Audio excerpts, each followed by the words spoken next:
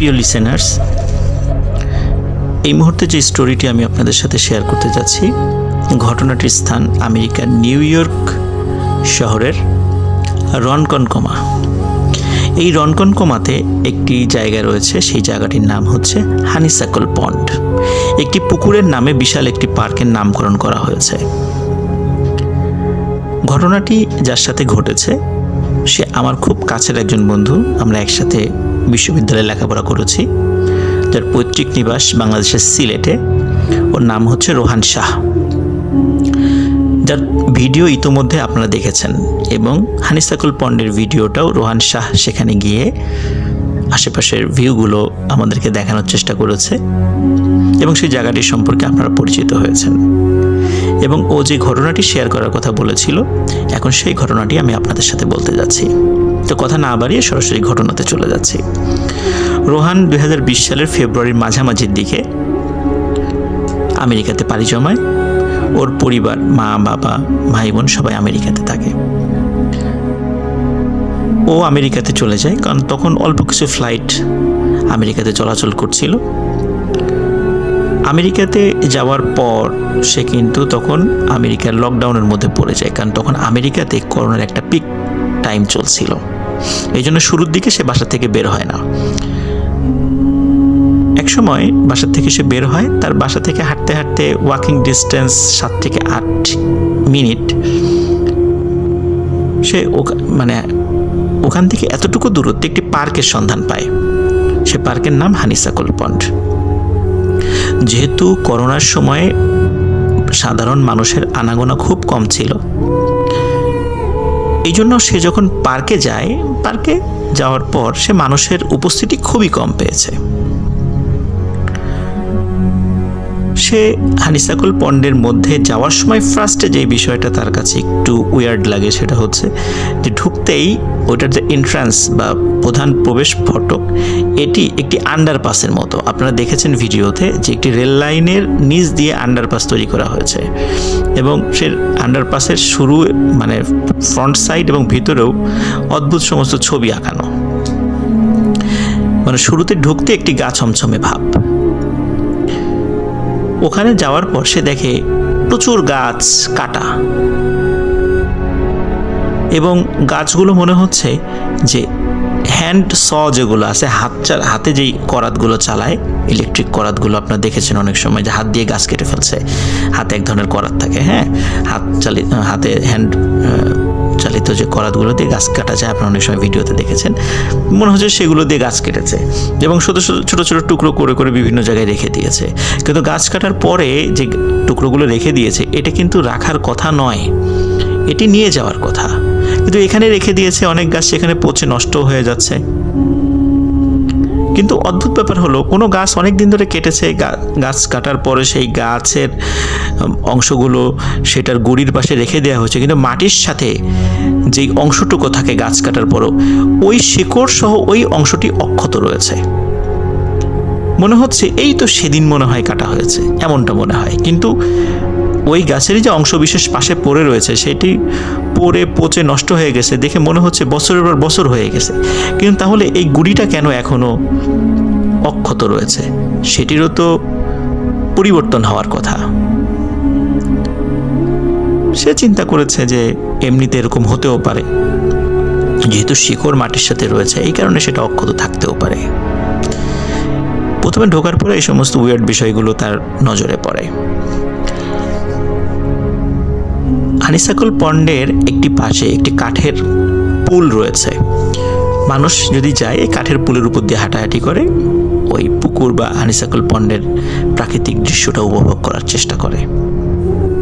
তো রোহান যখনই গিয়েছে, সেখানে কোনো মানুষের দেখা পায়নি। কিন্তু একদম যে দেখা পায়নি সেটা বলা ভুল হবে, একজন ব্যক্তির দেখা সে পেত। সে দেখতো ওই কাঠের পুলের একদম পাশে একজন ব্যক্তি মাছ ধরছে। সে দূর থেকে লক্ষ্য করত যে উনি বড়শিতে মাছ পাচ্ছেন, কিন্তু যখনই রোহান এই কাঠের পুলের উপরে উঠত এবং যতক্ষণ সেখানে থাকতো, ততক্ষণ ওই ব্যক্তির বড়শিতে কোনো মাছ ধরা পড়তো না। এমন 1 দিন 2 দিন 3 দিন এভাবে বেশ কিছুদিন, সপ্তাহখানিক রোহান এটা অবজার্ভ করে। তো একদিন কৌতূহল হয়ে ওই ব্যক্তির কাছে রোহান যায় এবং হেসে দিয়ে রোহান বলে যে আমার মনে হয় আমি তোমার জন্য আনলাকি, কারণ হচ্ছে আমি যখনই তোমার কাছাকাছি থাকি তখন তুমি কোনো মাছ পাও না। তা লোকটি হেসে দেয় এবং লোকটির সাথে রোহান পরিচয় হয়। লোকটির নাম হচ্ছে ডেভিড। তো ডেভিডের সাথে কথাবার্তা হয় রোহানের। রোহান একটা বিষয় লক্ষ্য করে যে ডেভিড কেমন যেন গম্ভীর প্রকৃতির, মানে অতটা ফ্রেন্ডলি না। রোহান 5টা কথা বললে ডেভিড একটা কথার উত্তর দেয়। তো বিষয়টা রোহানের কাছে একটু বিরক্তিকর লাগে, কিন্তু যেহেতু সে চিন্তা করে যে আমি বাংলাদেশ থেকে এসেছি, এখানকার লোকজনের হয়তোবা একটু এমনটা ভাবে সে, যেহেতু সে আর একটা দেশের। তো একদিন রোহান চিন্তা করে যে আচ্ছা, আমি আসার সাথে সাথে ডেভিড মাছ পায় না, এই কাঠের পুলে ঘটনা কি? রোহান সেটা অবজার্ভ করার চেষ্টা করে একদিন, যে আসলে আমি আজকে দেখবো, অনেকক্ষণ থাকবো যে ডেভিড আসলে মাছ পায় কিনা। রোহান একদিন আসার পরে অনেক পেছন দিয়ে ঘুরে এসে ডেভিডের একদম পেছন দিকে দাঁড়ায়, একদম পেছন দিকে একটু দূরে একটি ঝোপের কাছে দাঁড়ায় এবং সে দেখে যে আসলে ডেভিড মাছ পায় কিনা। কেন আমি আসার সাথে সাথে ডেভিড একটা মাছও পায় না, কেন দিনের পর দিন এমন ঘটনা ঘটছে? রোহান ফলো করে যে ডেভিড আসলে একটা মাছও পাচ্ছে না, অনেকক্ষণ হয়ে যায় ডেভিড কোনো মাছই পাচ্ছে না।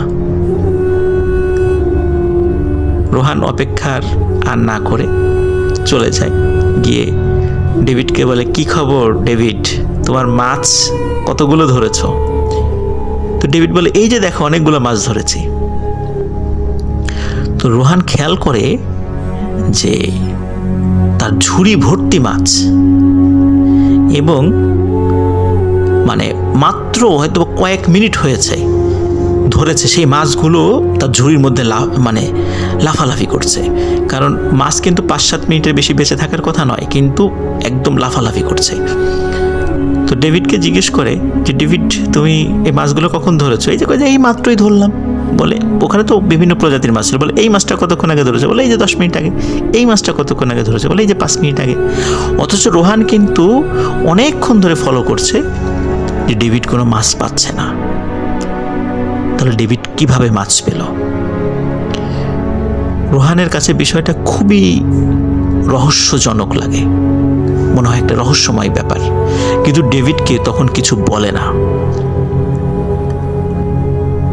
ডেভিড রোহানকে চমকে দিয়ে বলে, রোহান, আজকে সন্ধ্যার পর আমার বিয়ে, তোমাকে থাকতেই হবে। তো রোহান খুব খুশি হয় যে ডেভিড তাকে দাওয়াত করেছে। রোহান বলে অবশ্যই থাকবো। তো কোথায় যেতে হবে? বলে তোমাকে কোথাও যেতে হবে না, তুমি ঠিক এই কাঠের পুলের উপরেই সন্ধ্যার পরে আমার জন্য ওয়েট করবে, আমি এসে তোমাকে নিয়ে যাব। রোহান বলে ওকে।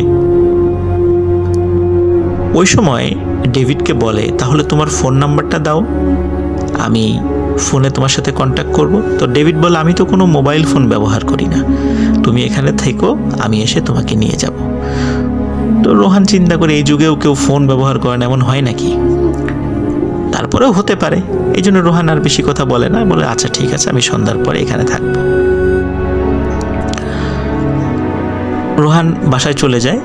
বাসায় যাওয়ার পরে বাসার লোকদেরকে বলে যে তার একটা বিয়ের দাওয়াত আছে। বাসা থেকে জিজ্ঞেস করে যে কোথায় দাওয়াত? তখন রোহান কিছু বলতে পারে না, বলে আমার এক বন্ধু, সে আমাকে নিয়ে যাবে।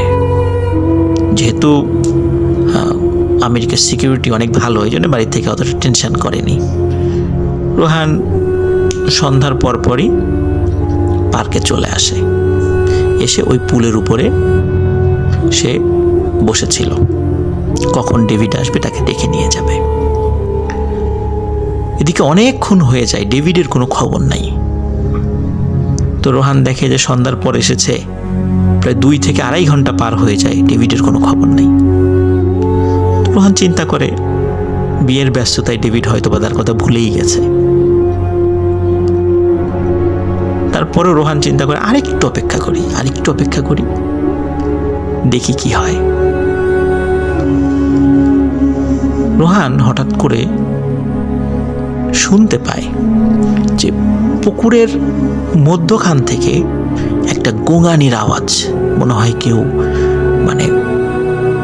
খুব কষ্ট, খুব অনেক হয় না যে অনেক যন্ত্রণা পাচ্ছে, যন্ত্রণায় মানুষ কাতরাচ্ছে, এমন গলা দিয়ে শব্দ বের হয়, মনে হচ্ছে এমন খুব যন্ত্রণা পাচ্ছে একজন মানুষ এমন শব্দ করছে। এবং মাঝে মাঝে এই পার্কের মধ্যে থেকে সে নেকড়ের ডাক শুনতে পাচ্ছে।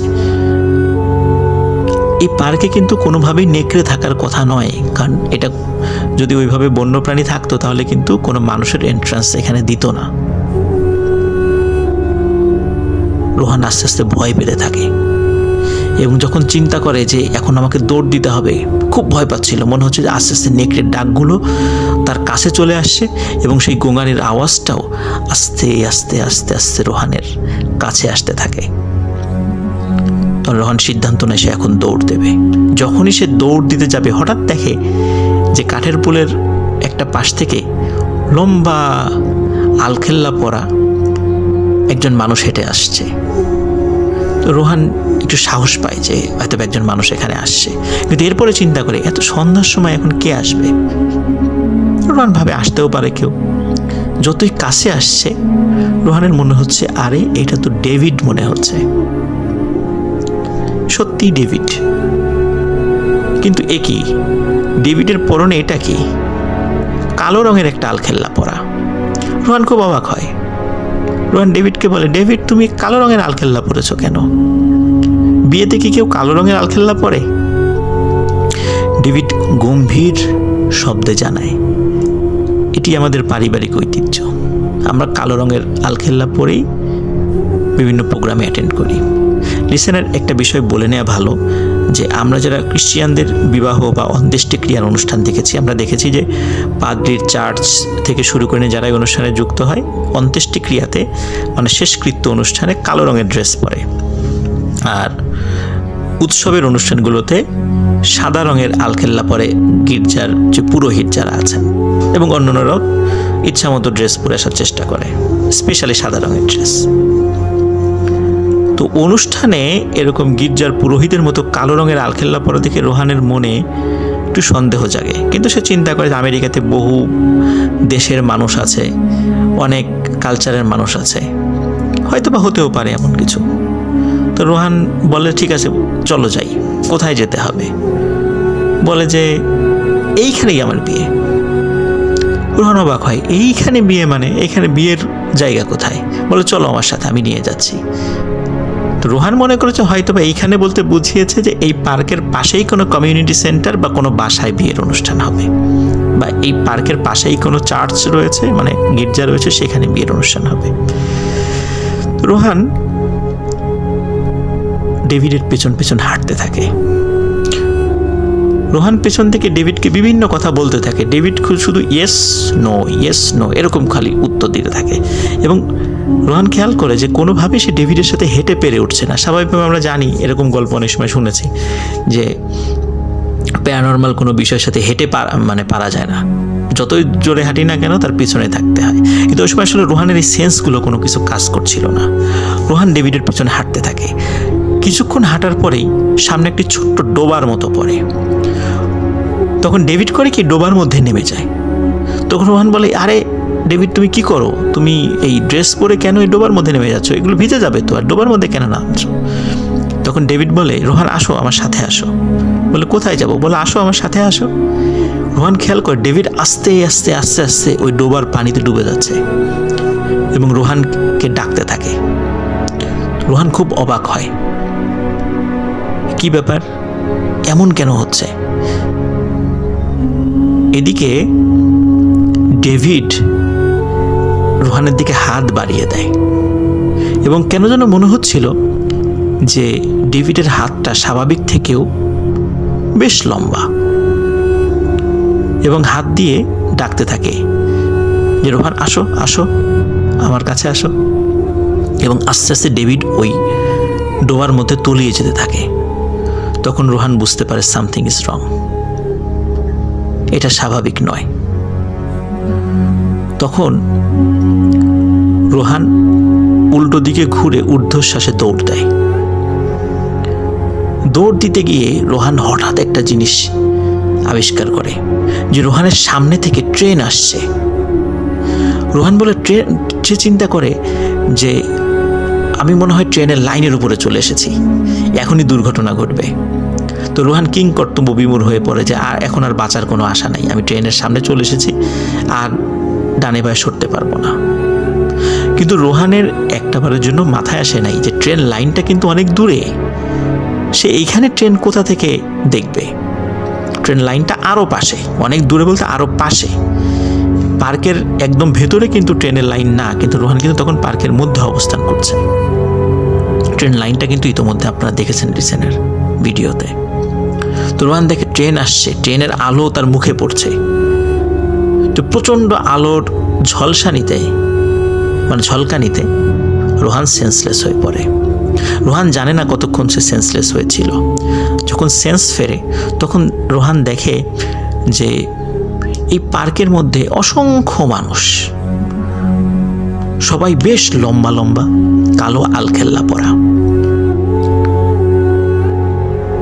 রোহান বেশ ভয় পায় এবং একজন ব্যক্তিকে একটু সাহস করে ডাক দেয় যে ভাই, বের হওয়ার রাস্তাটা কোন দিকে? যখনই সেই লোকটি রোহানের পেছন দিকে, মানে সে পিছন ফিরে তাকায়, রোহান দেখে যে কালো আলখেল্লা পরার এই মানুষটির মুখে কোনো মাংস নেই, মনে হচ্ছে একটি কঙ্কালের মাথা সেখানে বসিয়ে রাখা।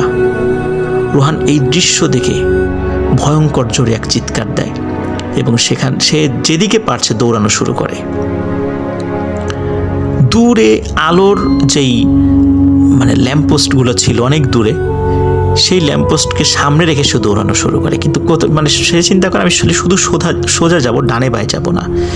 কিন্তু সে দৌড়াতে দৌড়াতে আশেপাশে দেখে যে এই যে গাছের যে গুঁড়িগুলো, তারপরে গাছের যে শেকড়ের সাথে যে গুঁড়িটা থাকে, সেখানে এই সমস্ত জায়গার উপরে না অসংখ্য লোক বসা, সবার পরনে কিন্তু একই রঙের ড্রেস, কালো আলখেল্লা। তো রোহান এগুলো দেখছে এবং প্রচণ্ড ভয় পাচ্ছে এবং জোরে জোরে আয়াতুল কুরসি, সূরা ফাতিহা, চারকুল এগুলো পড়তে পড়তে দৌড়াচ্ছে। হঠাৎ করে দুজন ব্যক্তির সাথে রোহানের ধাক্কা লাগে। দুজন ব্যক্তির হাতে টর্চ ছিল এবং রোহান খুব ভয় পেয়েছিল। দুজন ব্যক্তি জিজ্ঞেস করে, who are you, what's your name? তখন রোহান বলে যে প্লিজ সেভ মি, মানে আমাকে বাঁচান। তখন তারা বলে কি হয়েছে? বলে যে সব ঘটনা খুলে বলে। তখন ওই দুইজন লোক অবাক হয় যে তুমি কি এই হানিসাকুল পন্ড সম্পর্কে কিছুই জানো না? রোহান বলে না তো। বলে যে এটা তো একটা হন্টেড জায়গা, এখানে দিনের বেলাতেই মানুষ খুবই কম আসে, এখন প্যান্ডেমিক সিচুয়েশন, তুমি কেন এখানে এসেছো? তখন রোহান বলে যে আমাকে ডেভিড নামক একজন ব্যক্তি এখানে বিয়ের দাওয়াত দিয়েছে যে সে আমাকে নিয়ে যাবে। তখন ওই পার্ক রেঞ্জারদের কাছে, সেখানে পার্কের তত্ত্বাবধায়কদেরকে পার্ক রেঞ্জার বলে, পার্ক রেঞ্জারের কাছে রোহান শুনতে পায় যে এই জায়গাতে কোনো গাছ সরকারিভাবে লাগানোও হয় না, সরকারিভাবে কোনো গাছ কাটাও হয় না, কিন্তু অসংখ্য গাছ কাটা পড়ে আছে। তারা বলে যে দেখো যে গাছগুলো কাটা পড়ে আছে, এগুলো কিন্তু আমরা কেউ কাটি না, কে যে কাটে তা আমরা জানি না। গাছ কাটার পর এখান থেকে কেউ কোনো গাছের অংশ কেউ নিয়েও যায় না, এখানেই থাকে। কে কাটে, কিভাবে কাটে, আমরা কেউ বলতে পারবো না। তবে এতটুকু বলতে পারি যে এই জায়গাতে সুপার ন্যাচারাল স্পিরিট বা জিন সম্প্রদায়ের লোকেরা এইখানে তাদের ব্যাপক আনাগোনা রয়েছে। তারা তাদের বিভিন্ন শেষকৃত্য বা তাদের মধ্যে কেউ মারা গেলে বা তাদের মধ্যে কোনো অনুষ্ঠান হলে তারা এখানে আসে। আর এই গাছের গুঁড়িগুলো দেখছো, এইগুলোর উপর তারা বসে, এগুলো সব হচ্ছে তাদের বসবার স্থান। আমরা চাকরি করি, এই জন্য আমরা এক পাশে ডিউটি করি, যেহেতু এখানে কোনো লোক ভুলেও আসে না, এই জন্য আমাদের দায়িত্বও কম। কিন্তু তুমি এখানে এসেছো, তোমার ভাগ্য ভালো যে তুমি জান নিয়ে ফিরেছ। আর কখনো এখানে রাতের বেলা এসো না, দিনের বেলা এসো, কিন্তু রাতের বেলা কখনো আসবে না। তো রোহান সেখান থেকে ফিরে আসে। রোহান এখনও মাঝে মাঝে হানিস্তাকুল পন্ডে যায়, আবার ডেভিডের সাথে যদি তার দেখা হয়ে যায়, কিন্তু এরপরে ডেভিডের সাথে রোহানের আর কখনো দেখা হয়নি। লিসেনার, এটি ছিল ঘটনা। আশা করি সবার ভালো লেগেছে। ধন্যবাদ।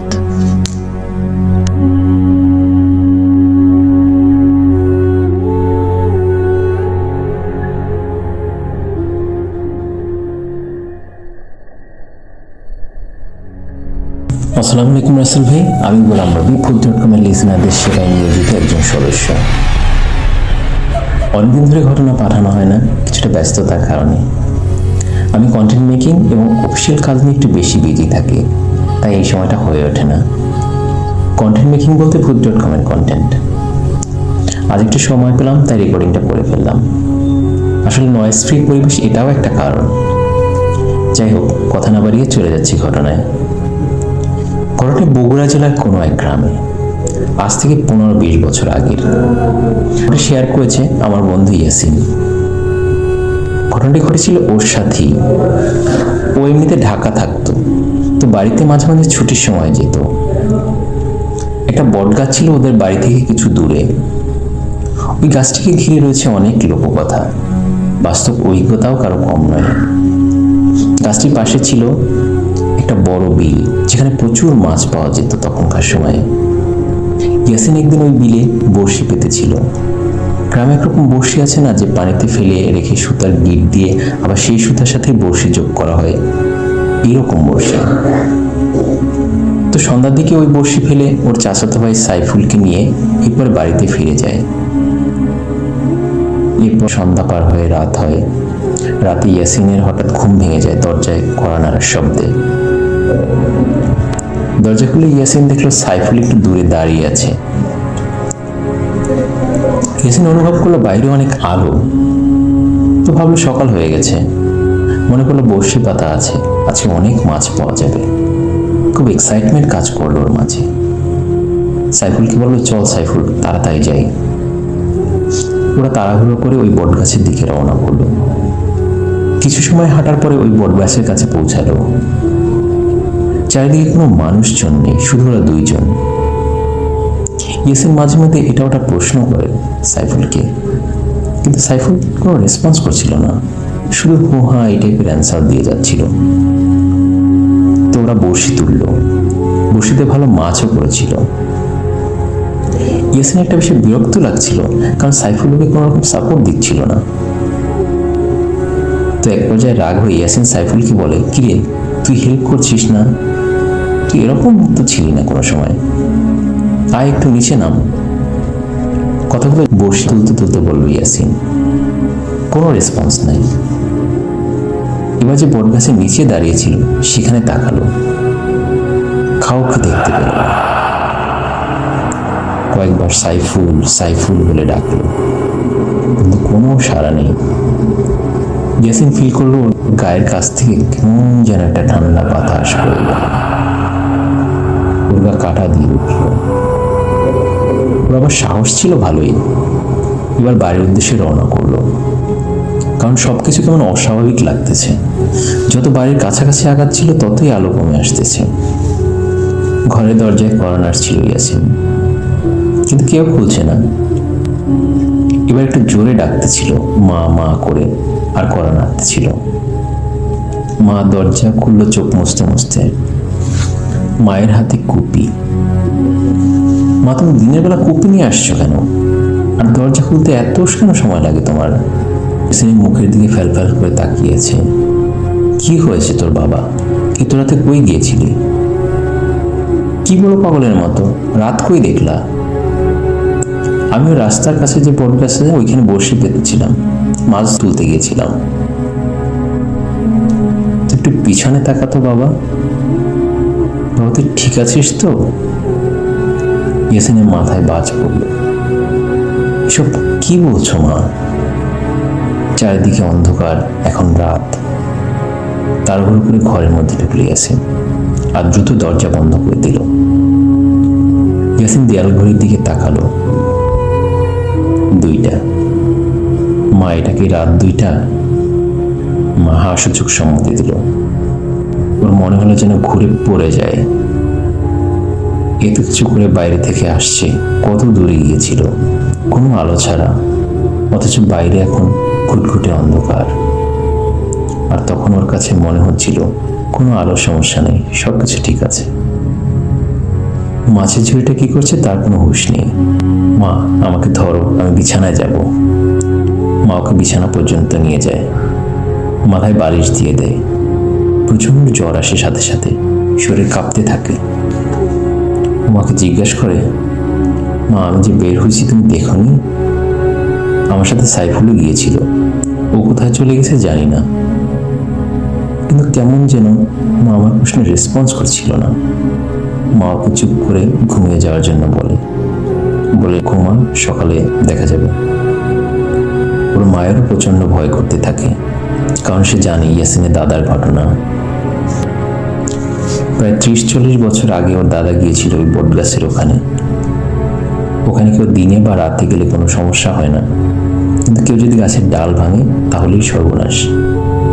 যেটা হয়েছিল ইয়াসিনের দাদার এভাবে ডাল ভাঙার পরে জ্বর আসে, উনি 2 দিন পরে মারা যান। তাই ওনার ভয় একটু বেশি করতেছিল। বারবার বলছিল, বাবা ঘুমা, সকাল হোক তোকে ডাক্তারের কাছে নিয়ে যাব। সকাল হয়ে ওর জ্বর কমে আসে, কিন্তু অস্থিরতা কাটাতে 2 দিনের মতো সময় লাগে। সকালে সাইফুলকে খোঁজা হয় ওদের বাসায় বলে ও বাইরে কোথায় গিয়েছে, ফিরতে সন্ধ্যা হবে। মা জিজ্ঞেস করলো, সাইফুল কি রাতে ইয়াসিনের সাথে গিয়েছিল? সাইফুলের মা বললেন, ও তো সামনে ঘুমায়, ঠিক জানি না, তবে মনে হয় না। যদি বের হতো তাহলে তো শব্দ পেতাম। সাইফুল ফিরতে ফিরতে রাত 8টার মতো বেজে যায়। সাইফুলের মা ইয়াসিনের মা যে খুঁজেছিল সেটা ওকে জানায়। ও তখন ইয়াসিনের বাসায় আসে। মা জানতে চাইল ও কই গিয়েছিল, একসাথে গেল, কিন্তু ওকে রেখে কেন চলে আসলো? সাইফুল তো মাথায় কাজ করছে না। কি বলছেন চাচি? আমি ওর সাথে যাব আর ওকে ফেলে আসবো, এটা কোনো কথা? আমি তো রাতে কোথাও যাইনি, আমাকে তো ডাকার কথা ছিল সকালে, কিন্তু ডাকিনি। আমি একটু রাগও হয়েছিলাম। তো মাছ পেয়েছিলি? জিজ্ঞেস করলো ইয়াসিনকে। এরপর সব খুলে বলে ওকে। ও তো শুনে ভয়ে একাকার। আমি রাতে বের হইনি আর ইয়াসিনকেও ডাকিনি, কিন্তু এটা কি করে সম্ভব? আর রাতে বের হোক, তাও আবার আলো ছাড়া, পূর্ণিমা হতো না। এরকম অমাবস্যা টাইপের অন্ধকারে তো আলো ছাড়া বের হওয়া সম্ভবই না। ইয়াসিনের দাদার মতো আরও একজন লোক মারা যায় ওই গাছের ডাল ভাঙার কারণে। ভূত.com টিম কোনো এক সময় ওই গাছের ছবি আপনাদেরকে শেয়ার করবে। গাছটার বয়স অনেক, 200 বছরের বেশি হবে। ওখানে মারা যাওয়ার ঘটনা কম থাকলেও ভৌতিক ঘটনা প্রায়ই ঘটে বলে জানা যায়। তো এই ছিল আমার ঘটনা। জানি না আপনাদের কাছে কেমন লেগেছে। সকল লিসেনারকে ভূত.com এর পক্ষ থেকে অসংখ্য ভালোবাসা।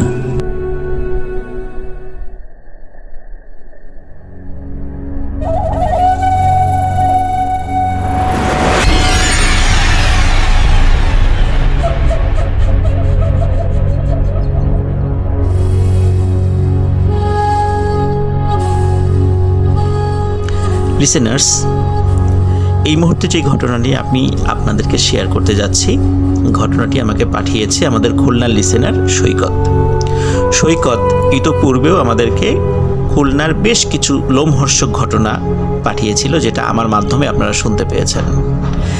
এবারও তার ব্যতিক্রম হয়নি। এবার সৈকত আমাদেরকে পাঠিয়েছে শেখ জাহিদুল ইসলাম সুমন ভাইয়ের মুখ থেকে শোনা কিছু ঘটনা, যেটি তার শ্বশুর বাড়িতে ঘটেছিল।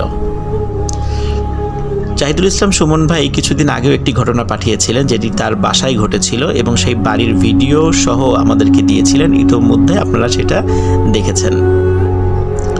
জাহিদুল ইসলাম সুমন ভাইয়ের বাসা খুলনার রায়ের মহল এলাকায়। তো কথা না বাড়িয়ে সরাসরি ঘটনাতে চলে যাচ্ছি। ঘটনাটির সময় ছিল 1975 সাল। ঘটনাটি ফার্স্টে যার সাথে ঘটেছিল তিনি শেখ জাহিদুল ইসলাম সুমন ভাইয়ের শ্বশুর। ওনার শ্বশুর পেশায় একজন হোমিওপ্যাথি চিকিৎসক ছিলেন। ওনার চেম্বার ছিল খুলনার বসুরপাড়া নামক একটি জায়গায়। আর ওনার বাসা ছিল মোহাম্মদনগরে।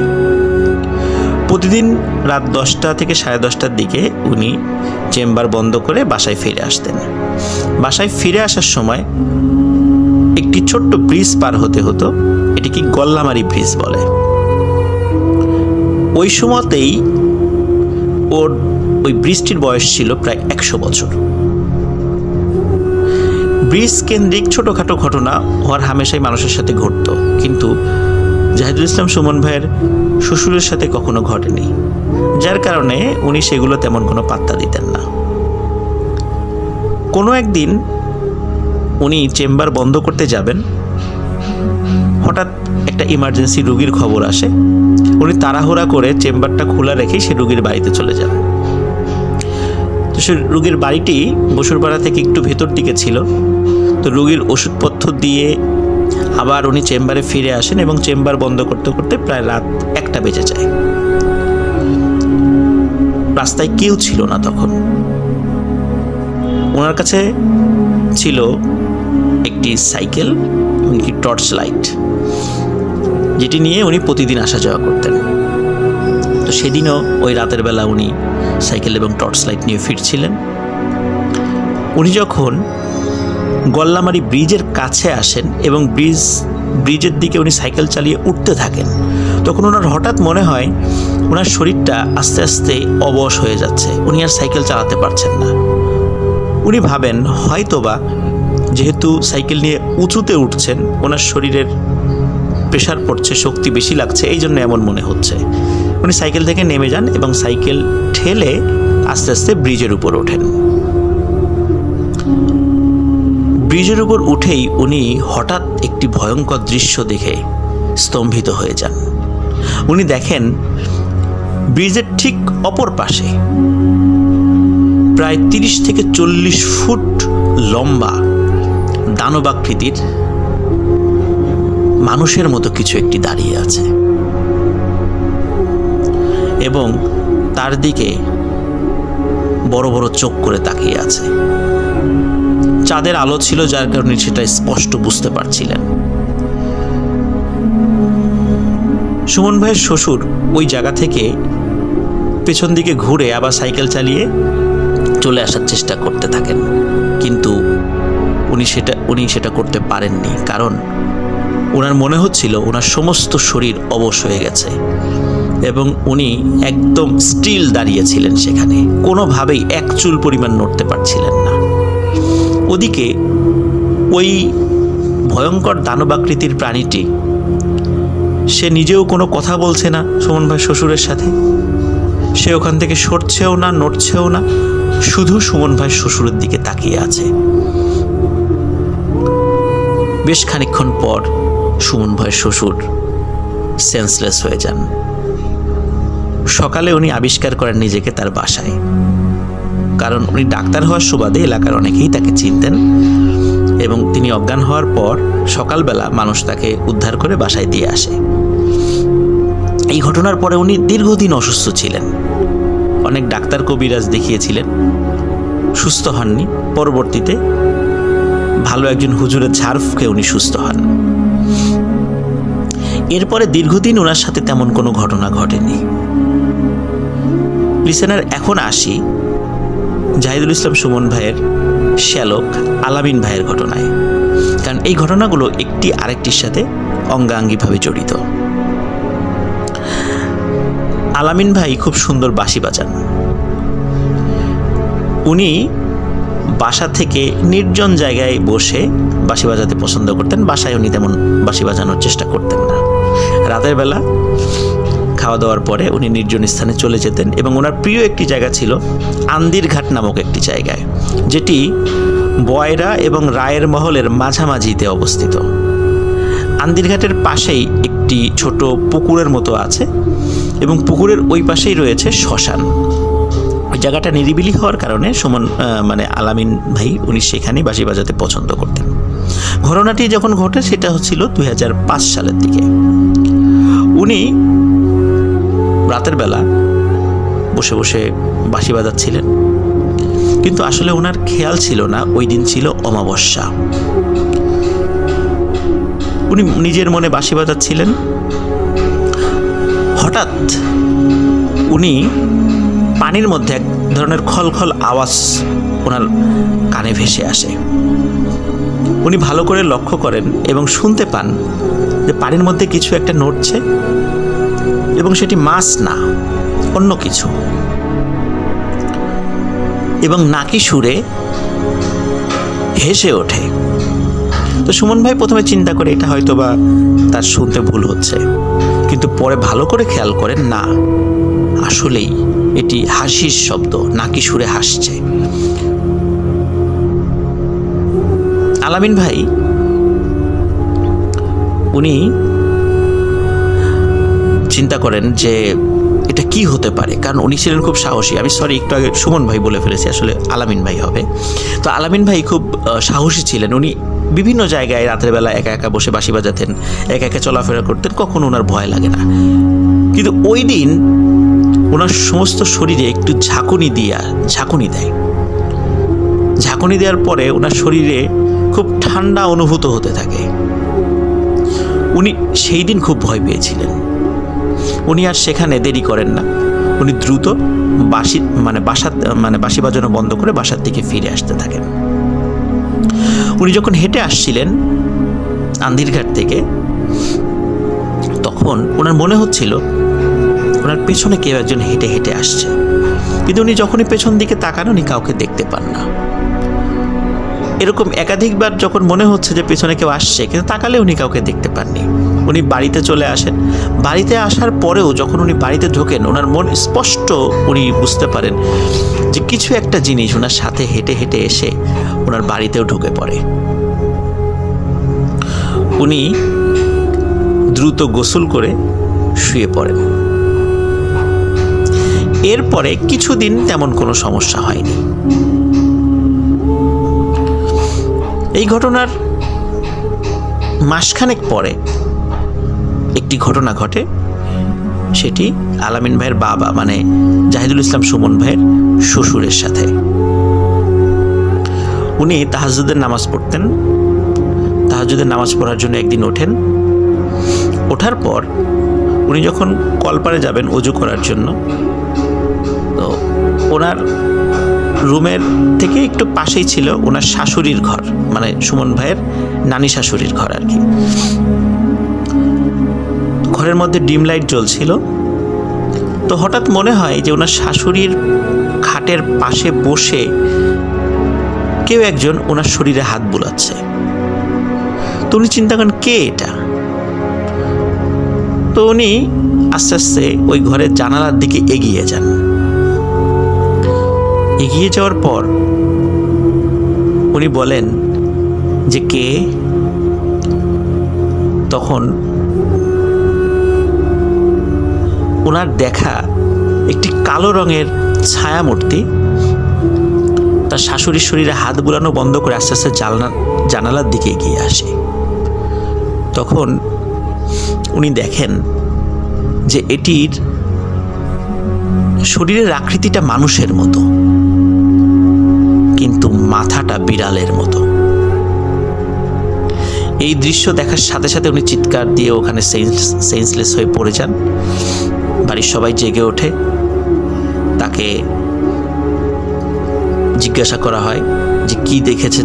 তাকে সেন্স থেকে ফেরানো হয় পানি ছিটিয়ে। তখন তাকে যখন জিজ্ঞাসা করা হয় তখন তিনি সব ঘটনা খুলে বলেন। এই ঘটনা যখন ওনার বাসায় ঘটে তখন সবাই আতঙ্কিত হয়ে যান যে কি হতে পারে। তখন সুমন ভাই বলে যে এই যে কিছুদিন আগে আমি তো বাঁশি বাজাতে গিয়েছিলাম, তখন আমার সাথে এরকম একটা ঘটনা ঘটেছিল। আমার মনে হলো যে কোনো একটা জিনিস আমার সাথে বাসায় চলে এসেছে। পরবর্তীতে তারা একজন হুজুর ডেকে বাড়ি বন্ধ করান, কিন্তু আসলে কোনো লাভ হয়নি। যখন বিড়ালের মাথাওয়ালা ওই প্রাণীটি সুমন ভাইয়ের শ্বশুর দেখার পর এই একই ছায়ামূর্তিটি উনি মাসখানেক পরে আবার দেখেন। হঠাৎ রাতের বেলা ওনার ঘুম ভেঙে যায়। ঘুম ভাঙার পর উনি খেয়াল করেন যে ওনার বিছানার পাশে কেউ একজন দাঁড়িয়ে আছে। উনি বলেন, কে? কোনো কথা বলে না। ওনার পাশে বেড সুইচ ছিল। যখনই বেড সুইচটা অন করেন এবং লাইট জ্বলে ওঠে, উনি দেখেন একটি মানুষের অবয়বের মতো, কিন্তু মাথাটা বিড়ালের মতো। এবং সেই বিড়ালের মাথাওয়ালা ওই ভয়ঙ্কর প্রাণীটি সুমন ভাইয়ের শ্বশুরকে দেখে হেসে ওঠে। সুমন ভাইয়ের শ্বশুর প্রচণ্ড জোরে চিৎকার দেন এবং উনি তখন স্ট্রোক করেন। স্ট্রোক করার পরে উনি মাসখানেক জীবিত ছিলেন, তারপর উনি মারা যান। ঘটনাটি এখানেই শেষ নয়। উনি মারা যাওয়ার বছরখানেক পর আর একটা লোমহর্ষক ঘটনা ঘটে ওনার বাড়িতে। সুমন ভাইয়ের ওয়াইফ এবং তার বড় বোন, ওনারা ওই দিন ফ্লোরিং করছিলেন। খুব গরম পড়েছিল, এই জন্য চিন্তা করেন আজকে ফ্লোরিং করবেন। তো সুমন ভাইয়ের ওয়াইফ এবং ওয়াইফের বড় বোন ওনারা একসাথে ফ্লোরিং করছিলেন। খাটে ওনারা শোন নাই, নিচে শুয়েছিলেন। গভীর রাত্রে খচখচ শব্দে সুমন ভাইয়ের ওয়াইফের বড় বোনের ঘুম ভেঙে যায়। উনি লক্ষ্য করেন যে খাটের নিচে লম্বা কালো কি একটা যেন নড়াচড়া করছে। তো উনি চিন্তা করেন যে বিড়াল হবে নাকি, কিন্তু বিড়াল তো এত বড় হওয়ার কথা নয়। তখন পাশে থাকা ওনার বোনকে ডেকে ওঠায় যে, এই দেখ তো এটা কি। খাটের নিচে স্বাভাবিকভাবে অন্ধকার থাকার কথা, কিন্তু সেই অন্ধকারও ওনারা স্পষ্টভাবে বুঝতে পারেন যে এই জিনিসটা কি। লিসেনার, এটা হচ্ছে সেই জিনিস যেটি সুমন ভাইয়ের শ্বশুর 2 বার দেখেছিলেন। এবং অদ্ভুত ব্যাপার, ওনারা 2 বোন যখন দেখেন যে ওই বিড়ালের মাথাওয়ালা ওই প্রাণীটি শাড়ি পরা ছিল এবং তাদের কপালে একটি টিপ ছিল, ওনারা এই দৃশ্য দেখে প্রচণ্ড জোরে চিৎকার করে ওঠেন। আশেপাশের রুম থেকে লোক চলে আসে। আসার পরে বলে কি হয়েছে, তখন ঘটনাটা খুলে বলেন। এরপর একজন হুজুরকে নিয়ে আসা হয় যে আসলে এরকম বারবার কেন ঘটছে আমাদের পরিবারে। তখন হুজুর বলেন যে 1975 সালে যখন আলামিন ভাইয়ের বাবা মানে শেখ জাহিদুল ইসলাম সুমন ভাইয়ের শ্বশুর যখন ওই গোল্লামারি ব্রিজের কাছে ওই ভয়ঙ্কর মূর্তিটি দেখেছিলেন, ওই মূর্তিটাই ওনার সাথে পরবর্তীতে ওনার বাড়িতে চলে আসে। আসার পর তেমন কোনো ক্ষতি সে করেনি, কিন্তু 2005 সালের দিকে আলামিন ভাই যখন শ্মশানে বাঁশি বাজাতে যান, শ্মশানের কাছে আন্দিরঘাট নামক জায়গায়, তো সেখান থেকে এই বিড়ালের মাথাওয়ালা মানুষের দেহধারী একটি প্রাণী চলে আসে এবং আসার পরে আগের যেই ভয়ঙ্কর জিনটি ছিল তার সাথে মিলে তারা এখানে স্থায়ীভাবে আসন গেড়েছে, বসবাস শুরু করেছে এবং এই বাড়িতে তারা তাদের রাজত্ব কায়েম করার জন্য এই স্থান মানে এই বাড়ির লোকদেরকে ভয় দেখাচ্ছে। প্রিয় লিসেনার্স, এখনও ছোটোখাটো ঘটনা ঘটে যাচ্ছে, যদিও তারা অনেক চেষ্টা করেছে এটি বন্ধ করার জন্য, অনেকটা কমেছে, কিন্তু এখনও ছোটোখাটো ঘটনা শেখ জাহিদুল ইসলাম সুমন ভাইয়ের শ্বশুরবাড়িতে ঘটে চলছে। এটি ছিল ঘটনা। আশা করি সবার ভালো লেগেছে। ধন্যবাদ।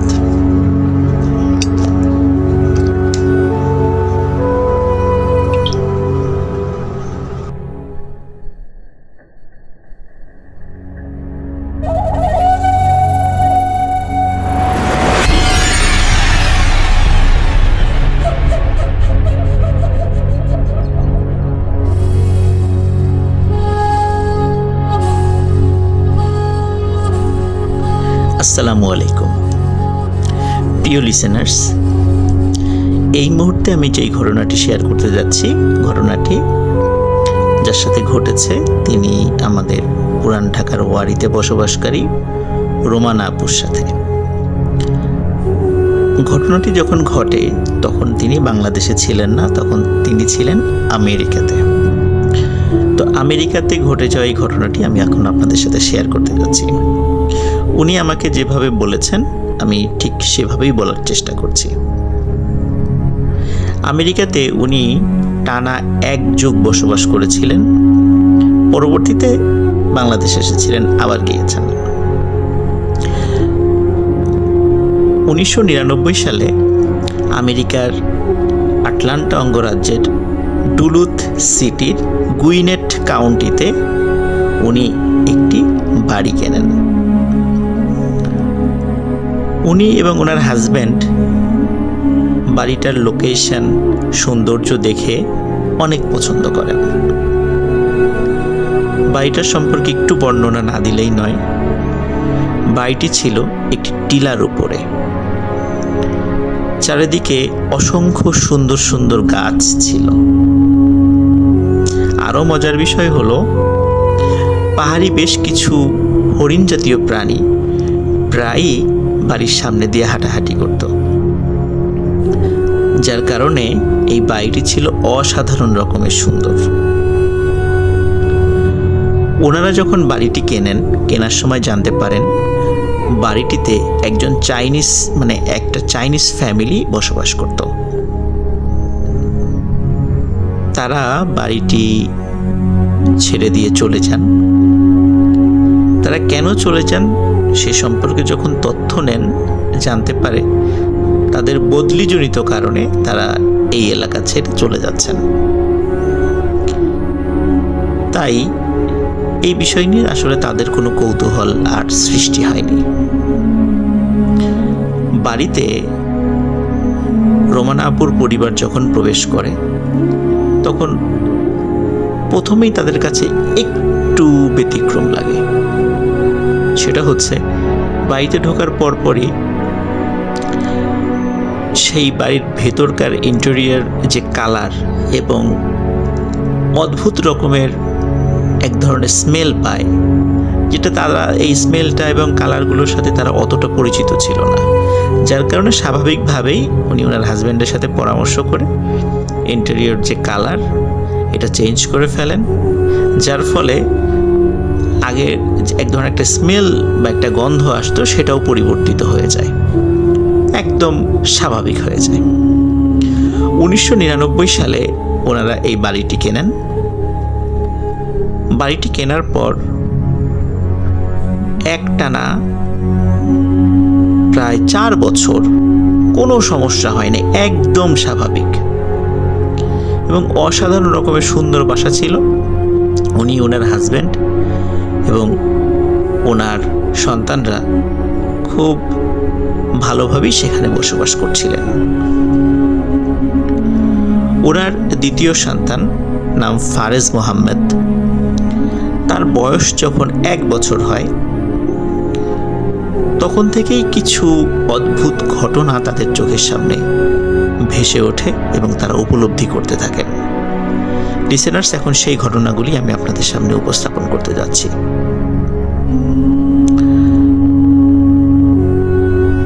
প্রথম দিকে যে বিষয়গুলো ঘটে সেটা হচ্ছে যে অদ্ভুত রকমের এক ধরনের দরজায় নক করার শব্দ তারা শুনতেন।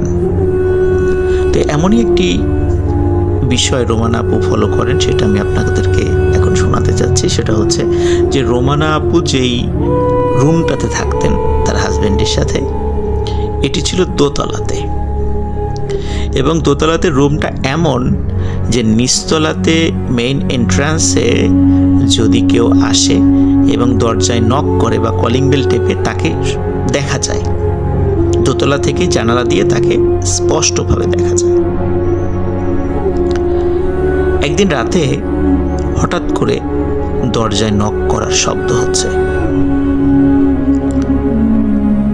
রোমানা আপু চিন্তা করলেন যে এত রাত্রে কে নক করে। উনি জানালা দিয়ে উকি দিয়ে দেখেন দরজায় কেউ নেই।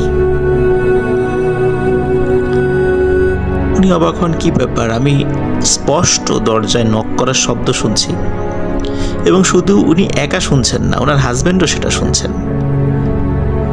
তাহলে দরজায় কে নক করছে? কারণ যেই দরজা থেকে নক করার শব্দ আসছে সেটা কিন্তু ওই এন্ট্রান্সের বা প্রবেশের যে দরজা সেটাই ছিল।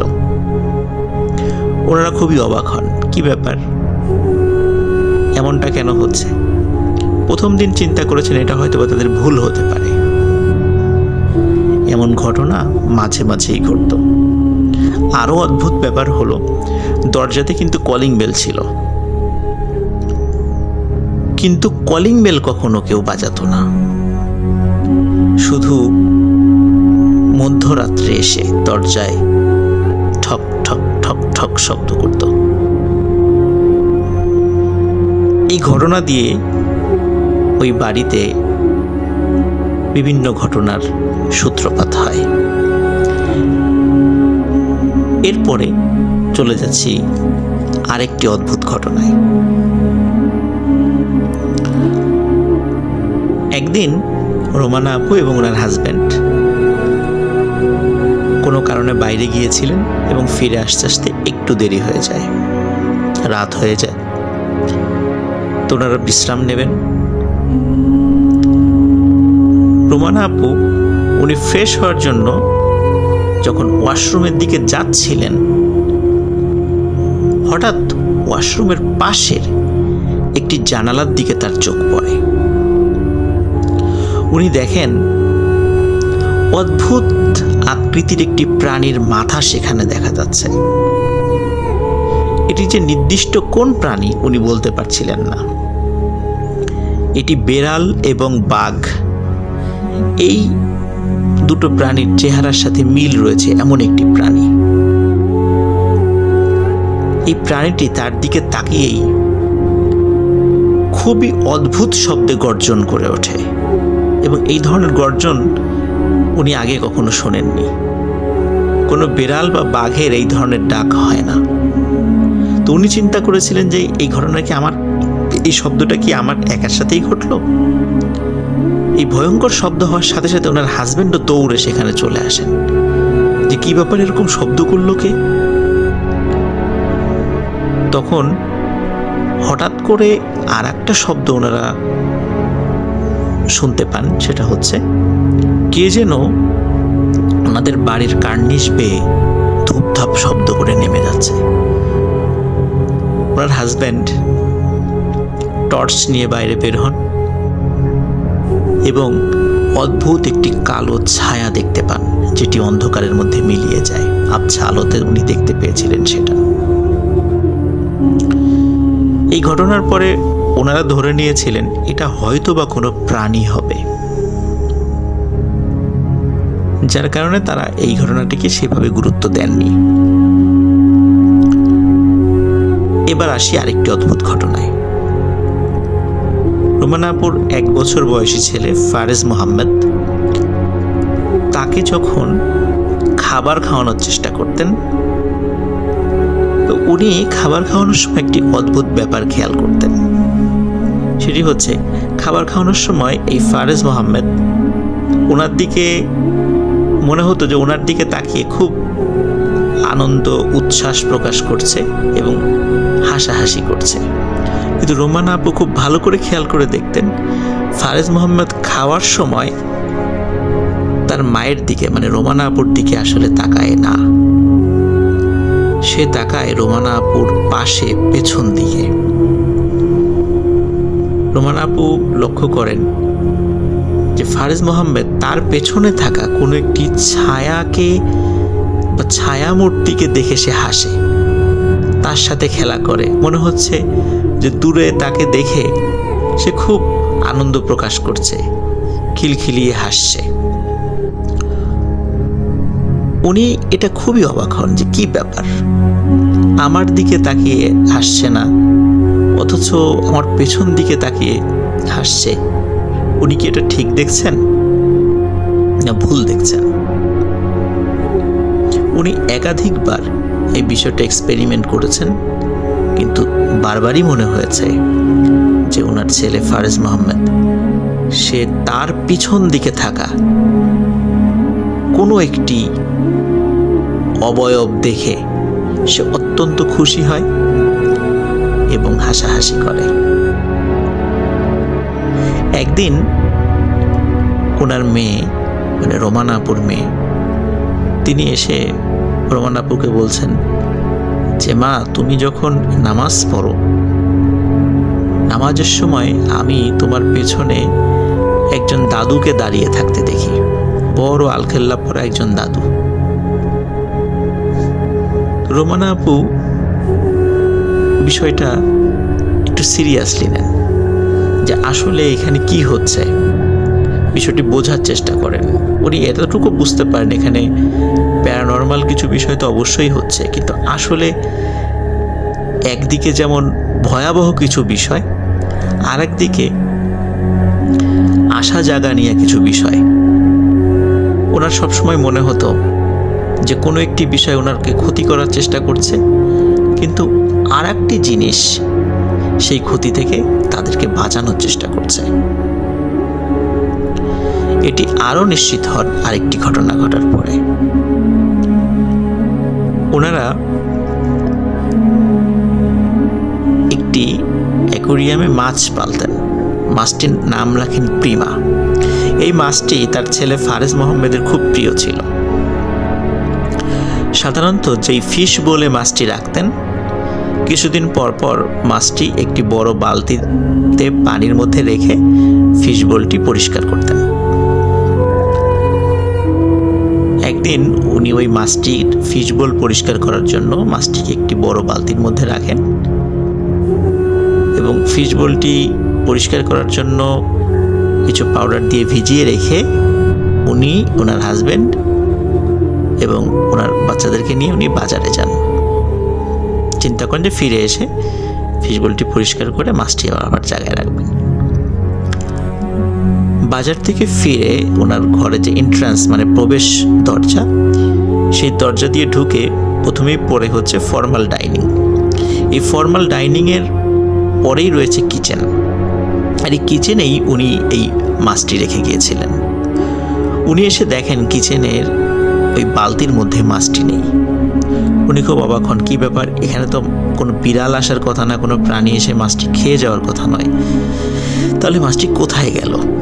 মাছটি খোঁজা শুরু করেন, কারণ মাছটি ওনার ছেলে ফারেজ মোহাম্মদের খুবই প্রিয়। উনি মাছটি খুঁজতে খুঁজতে এমন একটি জায়গায় ওই মাছটিকে আবিষ্কার করেন, আসলে কোনোভাবেই মাছটি সেখানে আসার কথা ছিল না। মাছটি ছিল কিচেন থেকেও বেশ দূরে, ব্রেকফাস্ট এরিয়াতে, এবং মাছটি লাফিয়েও এত দূর আসার কথা নয়, এবং মাছটি ছিল মৃত অবস্থায়, কারণ বালতি থেকে সে বের হয়ে এসেছে। কিন্তু এর আগেও অনেকবার একই বালতিতে একই পরিমাণ পানি দিয়ে মাছটিকে রেখে যাওয়া হলেও কখনোই মাছটি ওখান থেকে লাফ দিয়ে বের হয়নি। মাছটির মৃত্যুতে বাড়ির সবাই খুব কষ্ট পান এবং সবার মনে প্রশ্ন হতে থাকে, কে মারল এই মাছটি? উনি চিন্তা করেন যে যাই হোক, হয়তোবা কোনো একটা ঘটনা ঘটেছে, হয়তোবা কোনো কারণে লাফ দিয়ে বের হতেও পারে। এই চিন্তা করতে করতে উনি ওনার ঘরের সিঁড়ি দিয়ে দোতলাতে ওনার বেডরুমে দিকে যাওয়া শুরু করেন, এবং যেহেতু বাজার থেকে এসেছেন উনি চিন্তা করেন আমি একটু ফ্রেশ হই।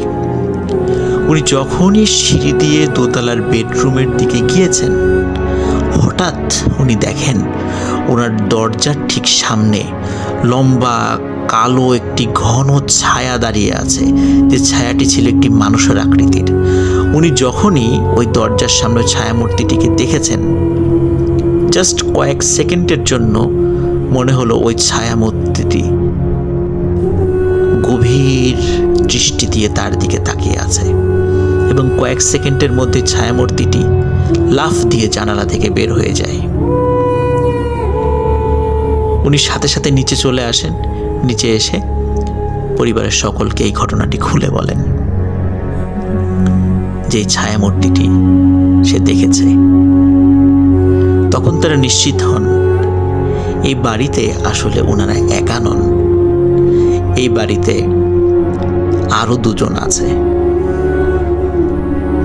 যার একজনের আকৃতি ঘন কালো মেঘের মতো একটি কালো ছায়া, আর একজনের আকৃতি শুভ্রতায় পরিপূর্ণ একটি প্রতিমূর্তি। হয়তোবা ওই বাড়িতে ওনারা যতদিন ছিলেন